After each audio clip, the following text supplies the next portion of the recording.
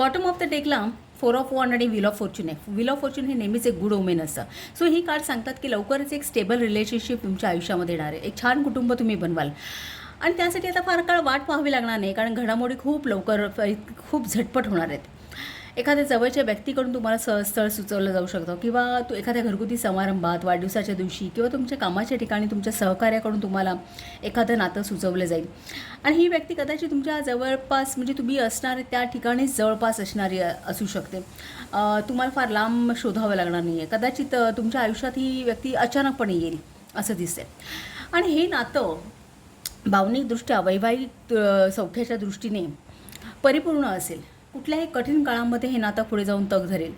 तुम्ही दोघंही नातं सुदृढ करण्यासाठी प्रयत्नशील राहणार आहात. एकमेकांसाठी कॉम्प्रोमाइज करायला शिकाल. हे नातं तुम्ही असं काही फुलवत न्याल की पुढे जाऊन भावनिकदृष्ट्या तुम्ही दोघंही या नात्यामध्ये स्वतःला सुरक्षित फील करणार आहात.